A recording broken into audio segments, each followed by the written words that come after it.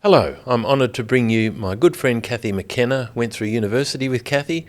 We both did agricultural science together at UWA, and she's going to tell you her story, and in amongst her story I'll throw in a few of my comments as well. So I think you'll enjoy Cathy, a really genuine person. She's married to Richard McKenna, who I also went through university with. Cathy unfortunately has a flu, but she soldiered on, so enjoy Cathy McKenna. Good morning, Bill. How are you? Good morning, Cathy. I'm better than you, I think. That's not hard. Not hard today anyway. But that's part of the joys of living in the city, isn't it? You get to share everyone's germs. No, it's your grandkid that's the problem. I don't want to name names. It's okay. I think I got one for my grandkid You 2 weeks ago, and I was out for a week. I did the wise thing and stayed home in bed for 3 days. Anyway, you recovered. It took you 2 weeks, and then you had a relapse a few days ago. Yeah, this is my third flu, cold, whatever. And I think, ever get better. Oh, well. I'd best get better. You will, and immunity will kick in. Yeah, no, that's right. We all look after ourselves anyway. And how are you going, Bill? I wasn't at work yesterday. You're okay? Everything was ticking along? Yeah, work's going fine. Last day of the financial year for us. But we're looking forward to new things. But For Farmers, of course, brings this podcast. But as our shirts suggest, which is a chemical company that's based in Welshpool that provides products for farmers. And you and I have been farmers, but before we get to the farming story, maybe you can tell me a little bit about yourself, Cathy. Where did you grow up? Yeah, well, I was born in Melbourne and grew up in Perth in the western suburbs, and always enjoyed biology at high school. So I wanted to study biology. Wanted to do environmental science, actually, which is quite strange. But it was 2 bus trips and a long walk across Perth to get to Murdoch Uni. So instead, I thought, what can I do at UWA? Because that's only 1 bus trip. So that's why I chose agriculture. Oh, I did wonder about that. I've never asked you that. Of course, we went to university together in the early 80s, and you married your husband Richard from there, and I met my wife Monique from there.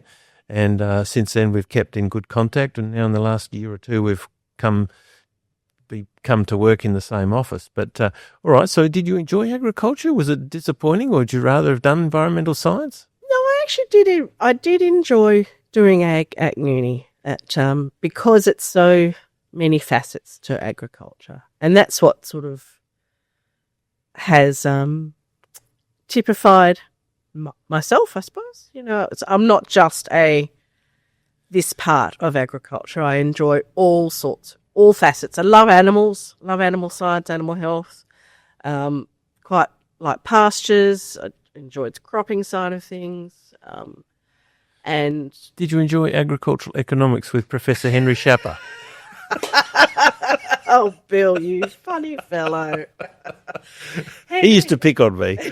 My dad and he went to Dookie College together in Victoria. Oh, really? Yeah. Wow. Way back in the 30s. And he remembered.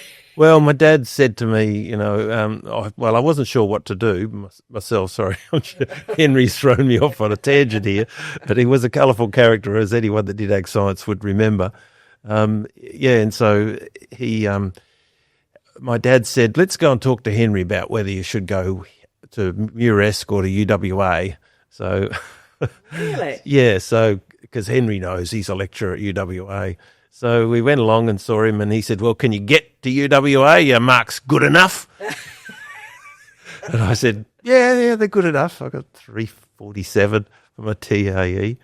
And anyway, but I thought, well, maybe I should be more practical, go to Muresk. And so I went to Muresk one weekend for a Muresk event. I went to that as well. Yeah, and I asked the guys, what do you think of Muresk? They said, it's great. We drink all weekend. I went with a friend of mine who farms out at bed-covered Waiaki sort of area. I said to him, I've changed my mind. I think I'll go to UWA, because I actually didn't drink because my dad was an alcoholic. Oh, right. Yeah, for 20 years, and he used to do crazy stuff, and I decided I wasn't going to drink. Right. So I didn't for a long time. So my mate, he said, I was going to go to UWA, but now I think I'll go to Muresk.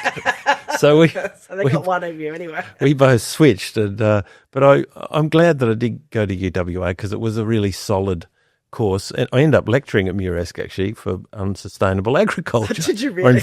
Yeah, about when I was working for one for later on, but I didn't realise. yeah. Gosh, that's a long time ago too, Wanfa. It You is. and I worked together through Wanfa, didn't we? Yeah, so you helped me edit my book.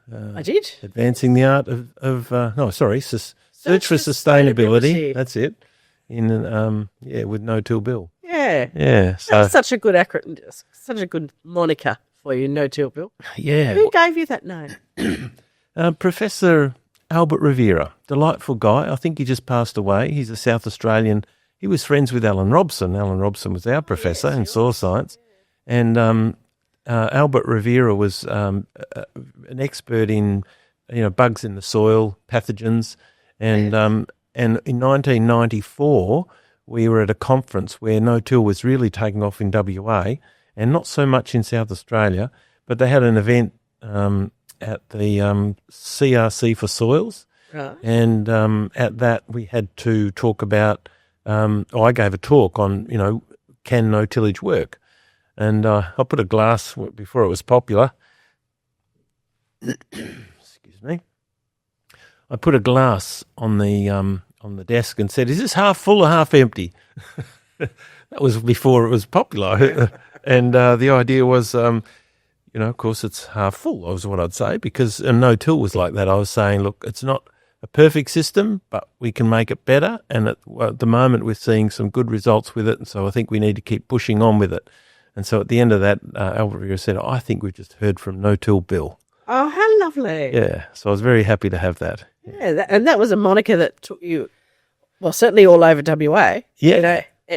You're very well known on the radio. Yeah, and even South Australia, they called me the guru. I said, no, guru's not a good word, but because, gurus don't know everything.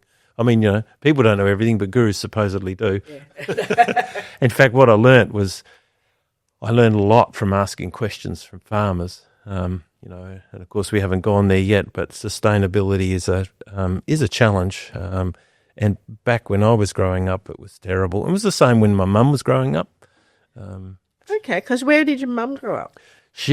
Her granddad came from Rainbow, Victoria. He was given a square mile. Oh, yes. In 1896. And then her father moved to Murrayville, and then Mum was one of 7 children at Murrayville. And at Murrayville's the Mallee of Victoria, not far from Mildura. Right. And at that location it was pretty tricky because it was very dry, 12-inch or less than 300 mil, and the soil was very sandy, so it was mallee soil. And so they'd use tillage, of course, to kill weeds, which is what they had to do. And when they were killing these weeds, obviously with a plough, they ploughed the soil, then the soil became loose, and then another rain would come and more weeds would germinate, so then they'd have to plough the soil again. And then, of course, the wind would come and it'd blow it away and no rain would come.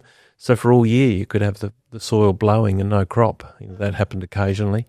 And Mum would tell me these stories about she was sitting, when she was going to school on a horse and dray, yes. a cart, she would regularly, actually it was more in the afternoon when she was coming home from school, that she couldn't see the road, but the horse could see the tops of the trees, and the horse knew the way home. So she had to go 5 mile, I think, on this dray with a sister or sisters, and and so the horse knew the way home. And then when they got home at night, her mother, who they lived in a house that leaked sand, and so you know what that's like, being at Mullawa for farming for 30 years.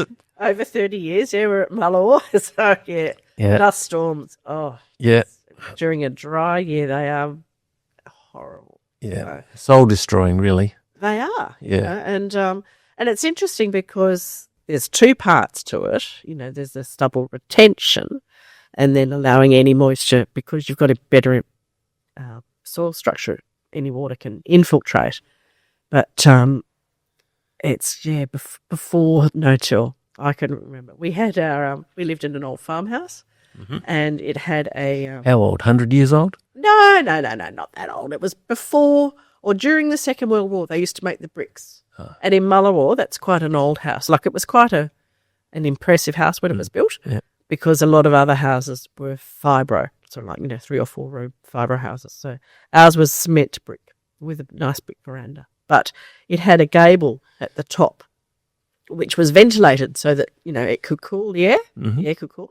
And on the western side, that had been blocked off because the westerly wind would bring all the soil up into the roof cavity and onto the ceiling. And as our ceilings got older, they started to leak. It was a challenge. Yeah. So I don't miss that. So, yeah. Well, my mum used to say that they would sit down at their table, and her mother had worked out a technique of a pulley system with a string and a sheet, and she'd put the sheet over the soup, slip the soup underneath with the sheet, and then once everyone was set, she then would lift the pulley up and everyone would sit underneath so the sand would fall in the soup. That's ingenious. Yeah. And, as we look at the Eastern Wheatbelt right now, I was out there 3 weeks ago visiting one of our good farmer clients, and they'd only had 2 mil, a little bit more earlier on, and I saw a photo yesterday of the ground still bare. We're talking 1st of July for the sake of the camera, which is the big, it's late for the start of the year. The crop should really be, 10 centimetres high and the ground nice and green. Of course, there's plenty of that around WA at the moment that does look like that. But, there's not much stubble either, because obviously last year wasn't that good, or in this case, sheep do graze stubble, and out in those areas, the ground can become very bare. So that contributes to it as well, the challenge, even though you love pastures. Yeah, I do. Yeah. Pastures and low rainfall are a challenge, though, aren't they? They are, and it's always interesting when people can get excited about new species that come along, and to expand the opportunities. But obviously, cropping is the big money income earner. Yeah.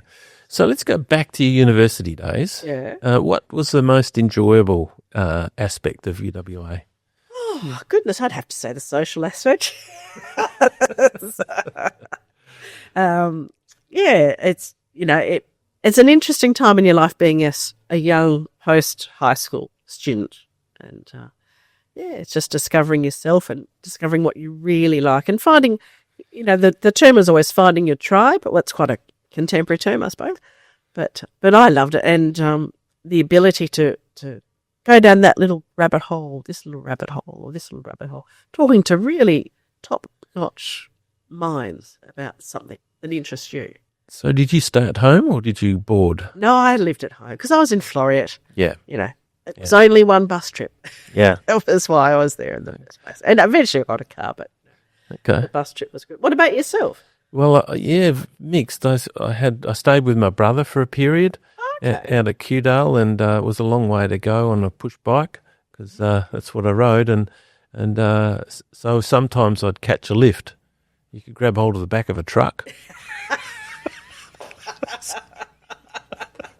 Pretty dangerous with those grates, where the water runs off. You hit them the wrong way. It's not real good. You're hanging onto a truck. And one day I was hanging onto a truck and a bus went by, Oh, no. An old lady was on the bus and she went, I said, yeah, she's probably right, but I want to get to my lecture. And I'm tired. And it would rain. I'd go down Riverside Drive. Oh, covered in water. Yeah, there's a bit of water there. It would rain regularly. So I stayed with my brother for a while, and then I stayed with my sister and a few other people in the house, and then I stayed at Curry Hall for a while. So I did a bit of a mixed thing. 1.5 years at Curry Hall. That was really enjoyable because, like you said, that's where I really had some good conversations, particularly with the guests that would come. You have expert musicians or expert mathematicians that would come from all over the world and would stay there, be the in-house person for whatever. Yeah. And, I'd have chats with them and have chats with all ages, not just year 1, 2, 3, 4 university, but the whole range. Yeah. And so you'd meet some really bright, smart people, really eclectic people. Eclectic is the word, isn't it? It's a whole suite Yeah. of people with talents. Fascinating people. Yeah. So, so all right. So now, so when you finished UWA, did you specialise in anything? No, well, I did a bit of my final project. My final project was tissue culture of subterranean clovers, which it was all right. It's good for Pingelly. Not so good for Mullawa. Not so good for Mullawa. I discovered a lot about aseptic technique. I grew some beautiful bacterial cultures in my time there. So, because have you ever done tissue culture? No. No. So you take a slice of tissue, and you treat it with certain hormones, and you'll either grow leaves or roots or the callus, which can then specialise cells into leaves or roots, and then you chop them off and make them into plants, and they'll all be genetically identical. Oh, clones, essentially, yeah. But so you can do all sorts of things with that because you're playing with hormones, obviously. But the interesting thing is every cell has a colony within, will often have a colony within it of bacteria or something that's floating around. And so I grew beautiful colonies of bacteria, much better than any of the plants that grow. Well, that reminds me, in our microbiology class, 210 or something, 230. Oh, yes. With Siva, we had to cough onto an agar plate. Yeah, and then close it up, and then what are we doing that for? I'm healthy. Oh, no, you're not. Next week you find all these incredible growths that are growing on the agar plate. They're beautiful, and they're beautiful colours, aren't they? Just shows, how technology changes. When I farmed at Morawa for a while, I met a 90-year-old Doc Manton. Oh, I know. Bill Manton. Yeah. Yes. He only farmed up the road from us. Yes. Anyway, but he's passed away now. But he learnt medicine a long time ago, and I talked about the bacteria in the soil and fungi in the soil, and I said it's a bit like in our gut. And he says, "Oh no, that doesn't happen. You don't have bacteria in your gut." But of course, he was old school, very, very, very old school. He was very old. He would be 105 now, I'd imagine. Right. Yeah. If you're still alive. But yeah, science does move on, and some things in science they get right, and some things we get wrong, I reckon. Definitely. And tillage was certainly a big part of agriculture, but that's probably another. Well, we've sort of touched on it, haven't we? Yeah. Yeah. So that was a science that was established and needed to be challenged. And that's where I got the general name No-Till Bill. You challenged I challenged it, yeah. And it was difficult challenging it because my personality helped in that battle, but because I was a bit dogged about what I thought was true, so when I saw something that I thought, no, then that's not telling the truth there, I thought, well, I need to challenge that. And certainly there were moments like that, and you can't lead a revolution unless you have a challenge. I think you have to break something, I took comfort from the words of the prophet Jeremiah, where he was told to, this is your job, is to tear down, overthrow, uproot, destroy, and then build and plant. Build and plant. Yeah, and so, of course, you can't build and plant on stuff that's not a good foundation, so you have to remove the old foundation and start a new foundation on good, solid knowledge. And, I was going to say, because I can remember in the early 90s, so 94 is what I'll say, of when we were seeding and running the chains behind to make a nice, smooth tilth still. And so from 94, and so 30 years ago, to now, we've just totally changed our attitude to what is the correct thing to do. It's just amazing. And if anyone's watching from an international point of view, Australia's now probably 95+% no-till, probably WA 98, 99, unless you've got a amelioration problem where you have to do tillage to mix clay into sandy soil. That's a topic for another day. But it is quite interesting. That my mother used to say, or the farmer saying in Murrayville, was where it blows, it grows. Really? But there's some sense in that because when you mineralise all the organic matter, you flush out nitrogen. Yes. So therefore, there's nitrogen's the number one nutrient really, as long as everything else is okay. Yeah. That's the nutrient that really drives production. So that's what really makes it grow. Right. Yes. I don't think I've ever heard that saying before. Well, I heard a similar saying in Canada because I got kicked out of the ag department in 1996 because the pressure was too intense. Because you were being too challenging. Yes, I was. And at this stage, adoption of no-till was about 50% in WA. And but anyway, I got kicked out. That was the easy path for everyone to have me gone. And then the focus wasn't on me. Yeah. It was, just fell back to the farmers. And they weren't going to change their mind according to what scientists said if they knew that what they were doing was right. So when I went to Canada in 1996, they had a saying, black is beautiful, because they had black soils. In other words, tillage. The more tillage you do, the better it is, which is similar to what you were saying about levelling the ground. Yeah. Then, of course, once you level the ground, then what would happen? It blows away. Yeah. Because that's just what it does. Yeah. But, it's interesting because we think about dust storms and so forth. And I can remember growing up in Melbourne.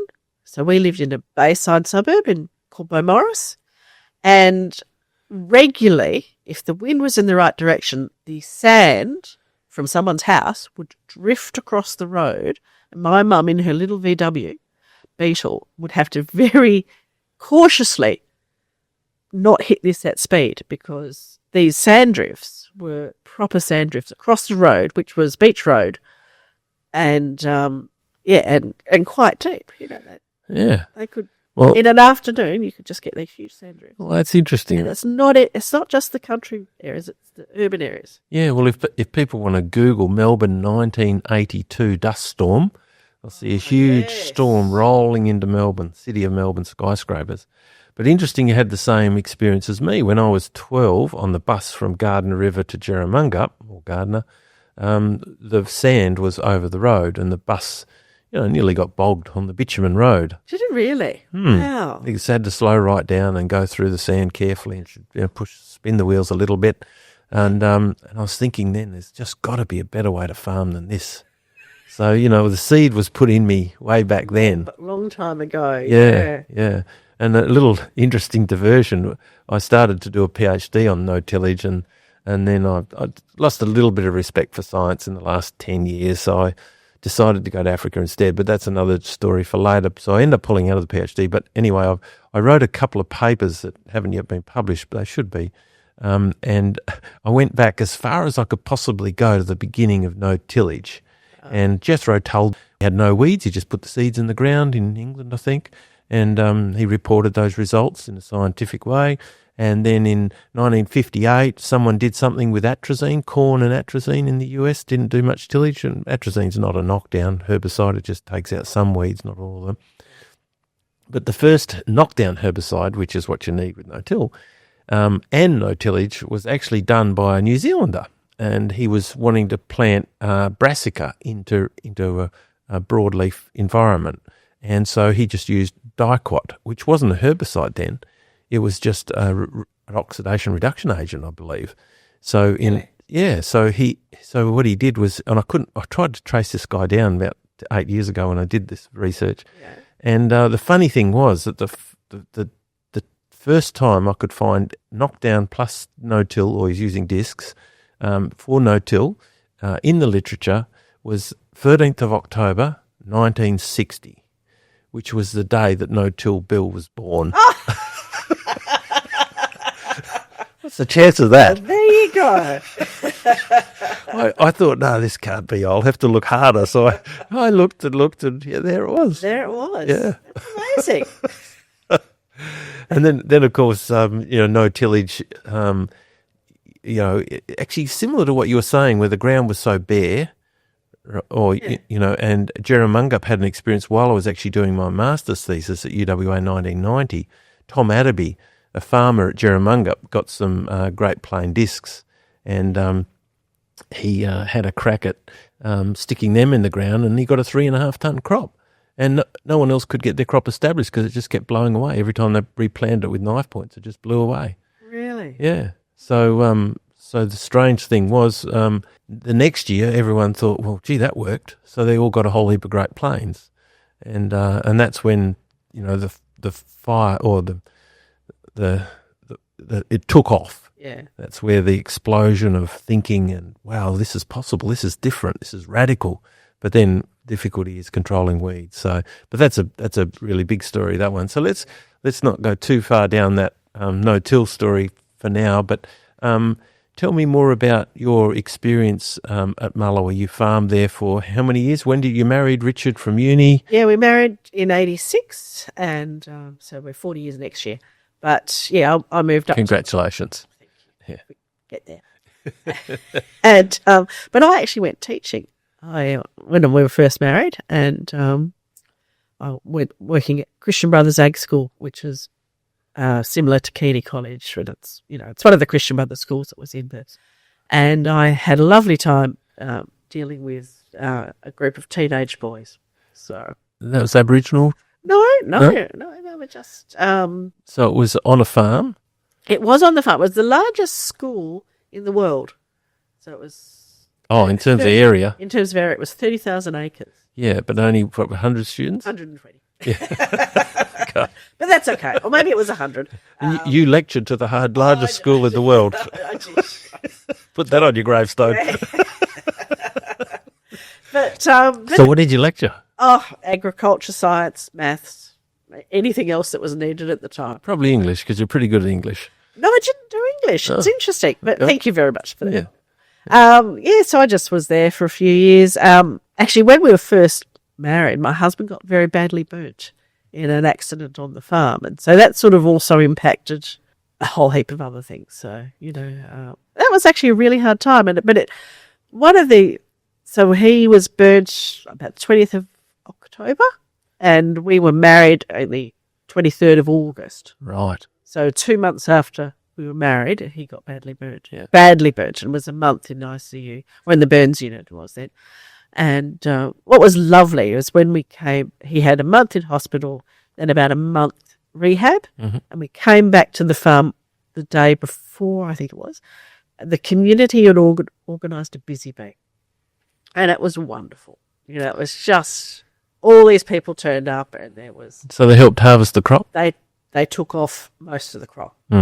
Which is a common thing in rural areas. Yes. And it just showed me what wonderful people rural communities are. Yeah. They just turn up, do something, have a barbecue, go away. Yeah. And make a huge difference for the recipient of that generosity. Yeah. So it was enormous. So I remember getting out of bed, and I looked out in the kitchen window, and there's a header going past.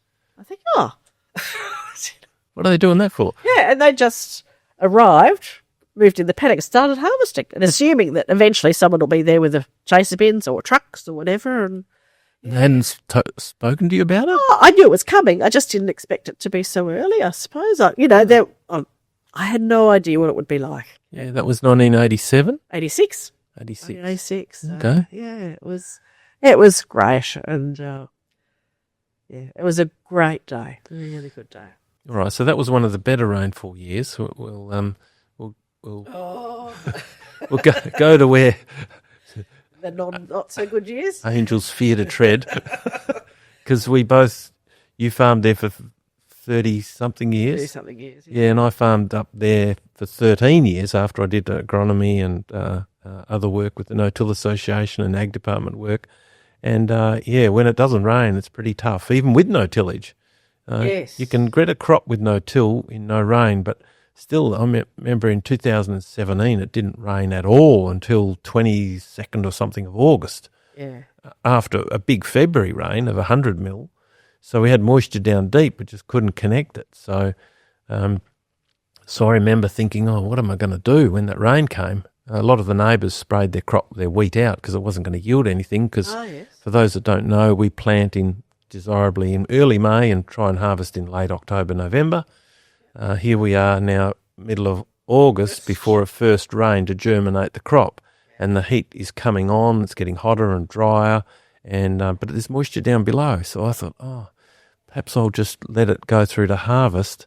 And I came up with a real cheap herbicide brew. I put Topic, which is a group A, to kill ryegrass, which you'd say that wouldn't work because it's hoegrass sister to hoegrass, which is diclofop methyl.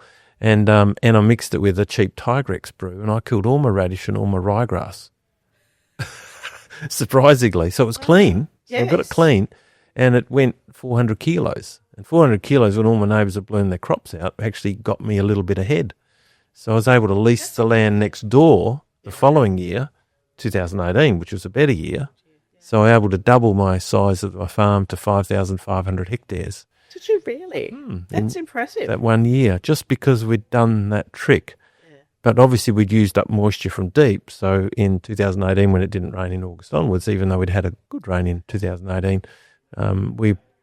we weren't able to bring that yield home to being a monstrous crop. And the usual thing farmers do, they think, oh, we've got a great crop, we're going to be rich this year. And you start counting the dollars and you try and tone yourself down. Don't get too excited because I've been here before. And sure enough, instead of being a 2.4 tonne crop, it was 1.4 tonne crop. But over 5,500 hectares, it was pretty good. That's It's interesting, isn't it? Because there's that balance between area and yield. Yeah. Area yield per hectare. Yeah. So you've got to work out which way do you go. And Yeah. So it was a $2.5 million crop, yeah. but our expenses were $2 million. Well, there's a bit of plus there. And I bought a couple of headers, second hand. That's all right. And then, of course, it didn't rain the next 2 years. So it's cruel, isn't it? it is cruel, yeah. So you see your equity go from 80% or whatever to, below 50, and then the banks are breathing down your necks, and then you think, how am I going to find money to farm again? So I had to pull some superannuation money out. Oh, okay. Yeah, and so we could go the next year. Yeah. So anyway, then we sold the year after and I went to Africa. But what about yourself? I mean, what's your advice because for people out in the wheat belt now, there's some, it's a tough year for some of them. It'd be very tough. Yeah. It's interesting because I can remember saying, I really love the challenge of agriculture. And I do. Yeah. I love that challenge. But I just got worn out. Or we got worn out. I don't want to give advice, but what I'd say Well, what is, did you do to help you survive? Oh, well, yes. One you've got, there's all those mental health things. And it is true. You've got to take yourself away if you can. Go. Social contact is just crucial. Just crucial. Talking to other people in the same situation. Yeah. Barbecues. Yeah. Anything. And physical exercise. Get on your push bike and Go for a walk. Watch Watch the sunset.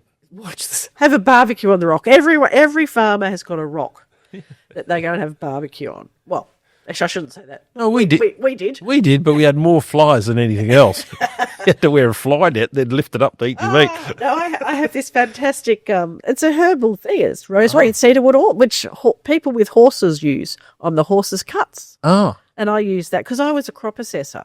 Someone told me about this fly repellent cream, and you get that and you just dab it over your face. Flies don't like you as much as the next guy who doesn't have it on. And it's just made a huge difference for my crop assessing, which was that was a great gig, actually, crop assessing. So. Yeah, so that's for hail damage. For hail damage, yeah. For those that are in America, they wouldn't understand our insurance only is fire and hail. Oh. In America, they can insure for anything, but they pay for it. The government pays, they pay, and Canada's the same. And you have cut-off dates. You can't plant after this date because frost will kick in, so your risk of losing your crop to frost is too high, so you've got to cut off dates. Yeah. But, so it's sort of a subsidy. Well, it's significant. I think, I can't remember what it is, something like 2%, and then the farm puts in 2%, so 4% from every farm effectively goes into, so, drought, flood, all sorts of tornadoes, wind, whatever. Whereas if we lose it to wind or whatever, we only get it for fire and for hail. Is that right? Fire, hail, straying livestock, and chemical damage. Oh, yeah, that's right. So they're the four that I used to. Yeah. So broadacre cropping. Yeah. I can remember going to one farmer who was farming near where you were, Bill, and he had a like a tornado like a supercell coming through. And I went into his driveway, there wasn't much crop there, and I think that's a bit sad. And then I saw a field bin up in the gum tree. Yeah, and he was really shaken up. He was a lovely bloke. Yeah. Lovely bloke. And he had been in his shed at the time of the the cyclone or tornado come through, and he had rolled underneath the prime mover. Yeah. And he said it was so scary because the wind got into the shed, it lifted up the prime mover and then slammed it down. And he was underneath the prime mover at the time. And he was really shaking. Yeah, yeah. But, Yeah, well, that's one of the beautiful nature. things about living out in the edge of the desert is you do get these amazing storms. they're phenomenal. The lightning storm, the wind, the noise, the colour, the flashes. Yeah. It's quite spectacular, breathtaking. It is, isn't it? Yeah. When we moved to Pingelly, because obviously we leased our farm out in Mullawa and moved down to Pingelly to manage the farm for UWA, that was one thing we didn't really get, that the storms aren't in our 3 years. We're only there 3 years, but the storms weren't the same as what we were used to in Mullawa. Yeah. And we still miss that, all the screensavers of the storms. Yeah. And the kids love the storms. So still talk about the noise before a storm comes. Yeah. You can hear it coming. Yeah.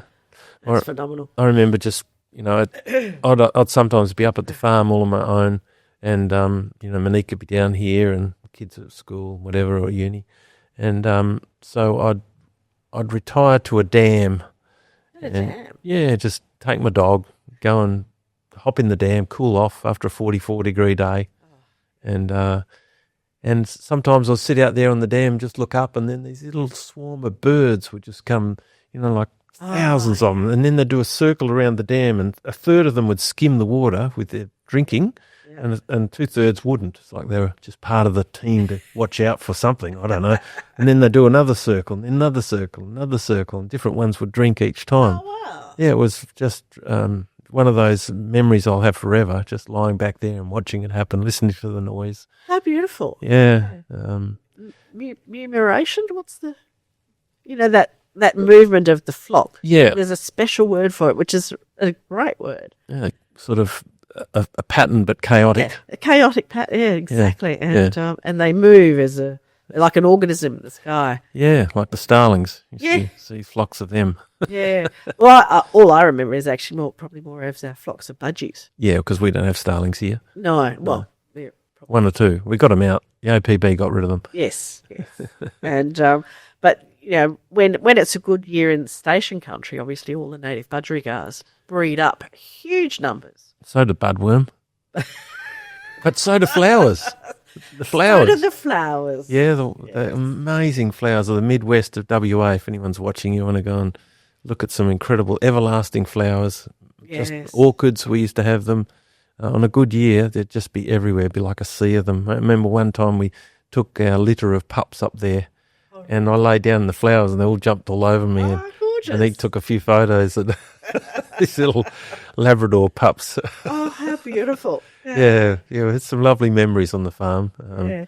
And it's funny because one of our wedding anniversaries, Richard and I took, we went for a drive and we had a barbecue out in the bush, and it was a spectacular wildflower year. Must have been 2017. Actually. 18 or 16? No, 17. Okay.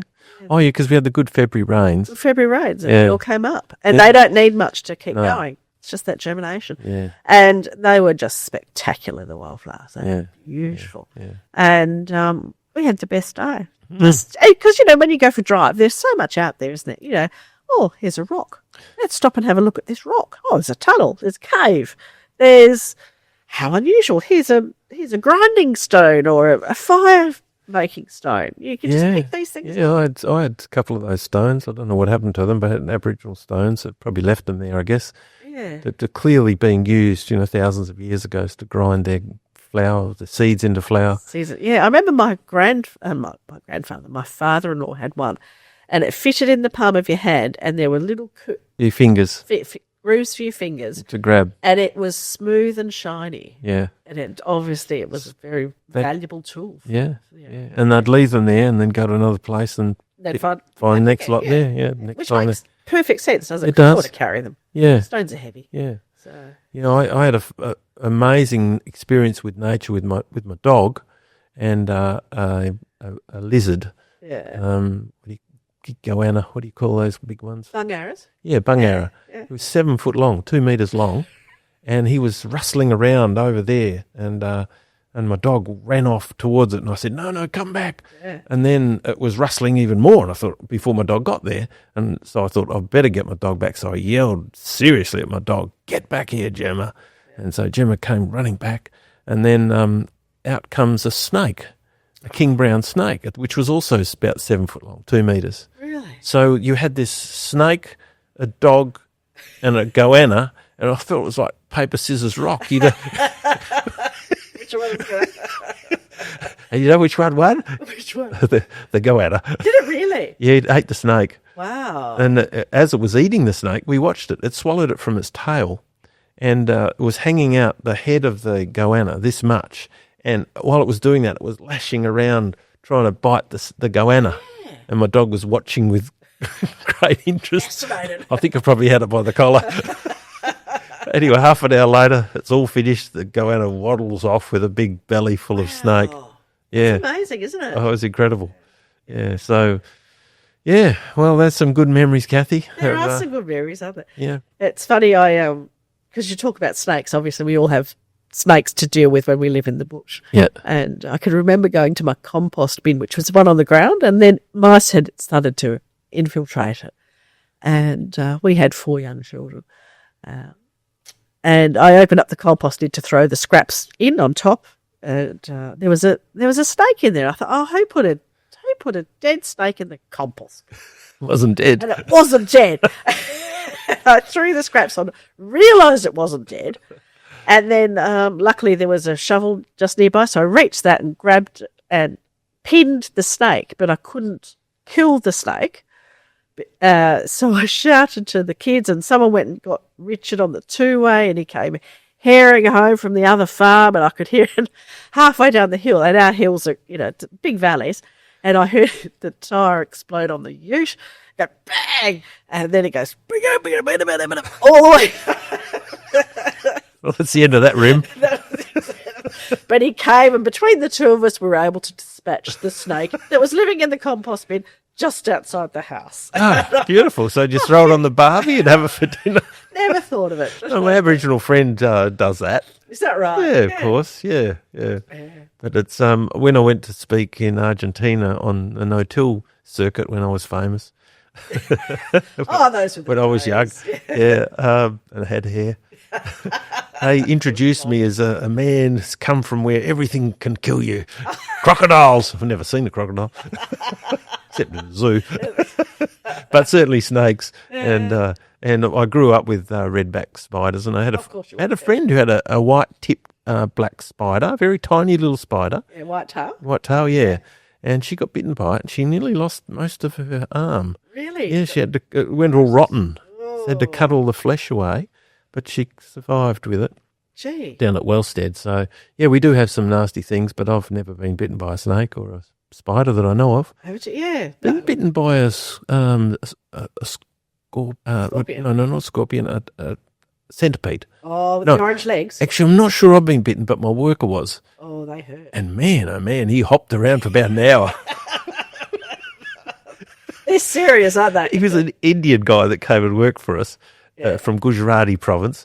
And he took his boots off for some reason because he got dirt in his boots as we were shifting wood. Yeah. And then he went to put his boot back on and he didn't tip it upside down didn't empty it first. He learned a lesson there. Isn't it funny that the things you do? Like, I guess we wouldn't do that. No, because we just know from our history, Yeah, so we don't even worry too much about some of these things, but yeah. No, it is funny. But it's interesting you talk, because I've been bitten by a snake. I got bitten by a snake. Oh, a big one? It was about that big. It wasn't very big. Yeah. So it was a baby, as in like a newly hatched version. But yeah, I stood on it in the dark on a veranda. And I was on a station out in near Paynes Find, actually, got flown to Perth in the Flying Doctor, which were lovely people. Oh, you got the anti-venom in time, or you just... No, because you might not know this. If you don't have any toxin in your blood, you mustn't have the anti-venom. Oh. Because they have to counteract each other. Right. And so if you haven't got one... Oh, so you just got a very low dose or something. A very low dose, yeah. And when you get bitten by a snake, in the 80s, it was that the first bite is obviously there probably won't be venom in the fangs. Yep. The second bite's Ah, so it's one pump, okay. and then the second pump is when you have to. Right. Yeah. Of course, we'd be remiss to say that if you do get bitten by a snake and you're out on your own, you can't communicate with anyone, your best chance is just to lie really still and don't panic. It's really hard. It's really hard. But for those that don't know, you pump the blood through your whole body and that's what kills you. Yes. And we had a dog got bitten by a snake and she ran around like a head was cut off and I tell you, like a chook with the head cut off, Horrible. which my mum used to do. She used to chop the heads of the chook off and then she'd let it go and run around and she'd get another one. Entertainment. As a 5-year-old, I found that very entertaining. Don't see it these days because most people are sort of going away from killing animals, but It's the reality. the reality is, but then we've got some boarders at our house. There's 4 of them. And the girl was saying she's losing all her hair, coming out in great chunks. She's been a vegan for 6 years. Really? And so she read up on what would stop it, and now she's eating meat. Wow. Yeah. And interestingly, my sister-in-law, she didn't eat meat for a long, long time, and she just didn't feel very well, and now she's just eating meat only. So she's got the other one. You've got these swings in, how it goes in life, yeah. Yeah, I know a lady that, and she only eats meat and protein, Yeah. and for her, she has a lot of autoimmune diseases, Yeah. and that's the diet that works for her. Meat. Meat. Yeah, well, Jordan Peterson and his daughter, they've been strong on that for a while, trying to work out how to solve their problems. He's a famous podcaster. Oh, yeah. Yeah, but, well, Cathy, I was never expecting us to go down this rabbit hole, but hopefully people have got something out of it and they've got to know us a little bit through the conversation. So, I hope so. Yeah, it's been an interesting experience. yeah, well, for those farmers out there that are a little bit younger, they've got a few exciting moments ahead of them, no doubt. Look, so many experiences. Well, actually, interestingly, just before we conclude, there has been a pretty good series of years lately, except for one recently. Last 4, apart from this one now, but, we've had record yields of 24, 22, 21, 20 million tonnes. Before then, and I think no-till is a big part of that, and it's the stubble retention and getting your crop in, sowing dry early, and then when the first rain comes, your crop comes up. So there hasn't been the stress that they're now seeing. Some of them are now seeing for the first time. So hopefully, some of our comments are going to be helpful to them. And Yeah, I hope so. I remember one year they said your attitude to risk is determined by your first 5 years of farming. And yeah, so if you haven't had these challenging times ahead for 5 years, it can be much harder to deal with. Yeah. Because if you do it all the time, you just get worn out. But to go on a real serious note now, that suicide in rural WA or rural Australia is a real thing, and there's a thought that your life's all about farming, and if you fail, that's a failure. It's terrible. It's isolated, and it can really send you down a dark hole. And that's why there are a few blue trees painted out there to beyond blue. People to acknowledge that there is stress out there. But I guess the best advice to young guys is, look, tomorrow will be better if today's really bad, because it can't be much worse. And, life does go in cycles, and we've certainly been through a few, and we've survived. we have survived. And my dad told me that the 80s were his best years of his life. Is that right? Yeah, I mean, he was an alcoholic for a while. He got thyroid deficiency, so that sent him a little bit crazy for a while. So he got over that, and then he'd even go and play golf, and I'd hang out with him a bit and play cards with him. We'd sing a song he loved to sing. And young people, hang in there. Yes. Try not to panic. Talk to a friend, as they say, talk to a mate. And it's been good to chat, Cathy. Yeah, lovely. Thank you, Bill. Thank you. Thanks for watching this episode, brought to you by 4 Farmers.